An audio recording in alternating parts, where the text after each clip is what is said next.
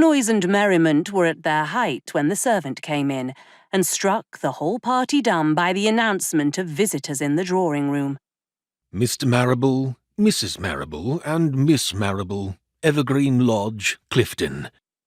Norah rose as readily as if the new arrivals had been a relief to her mind. Mrs. Vanstone was the next to leave her chair. These two went away first to receive the visitors. Magdalen, who preferred the society of her father and Frank, pleaded hard to be left behind, but Miss Garth, after granting 5 minutes' grace, took her into custody and marched her out of the room. Frank rose to take his leave. No, said Mr. Vanstone, detaining him. Don't go. These people won't stop long. Mr. Marrable's a merchant at Bristol.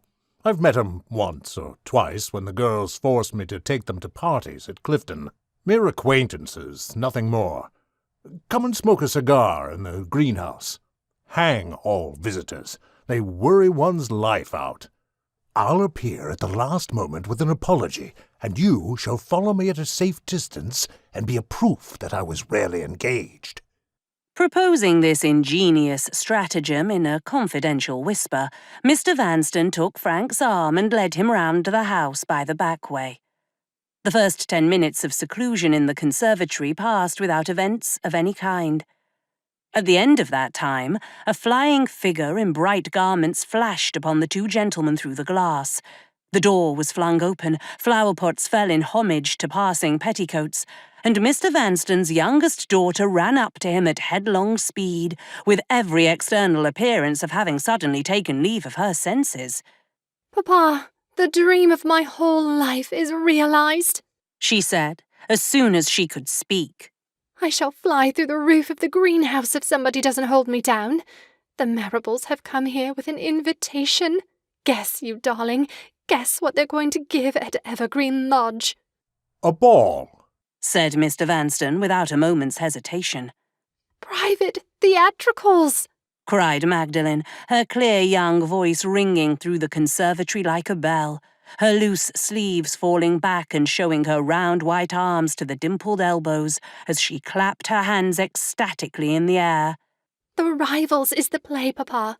The Rivals, by the famous what's-his-name, and they want me to act.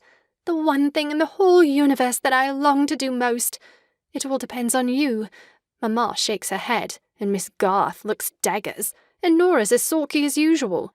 But if you say yes, they must all three give way and let me do as I like.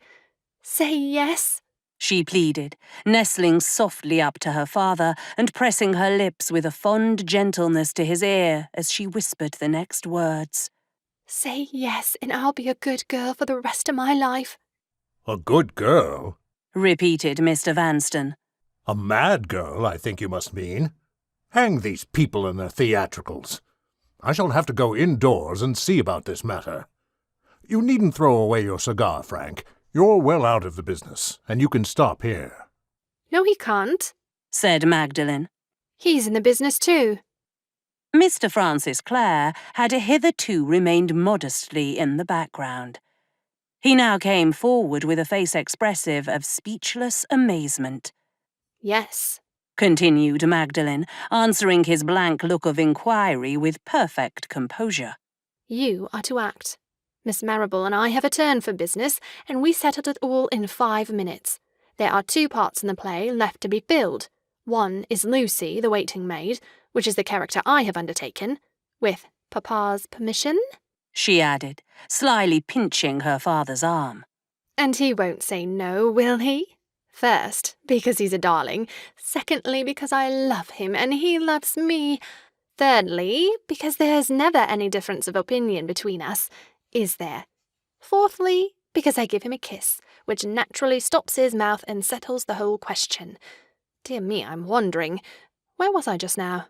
Oh, yes, explaining myself to Frank."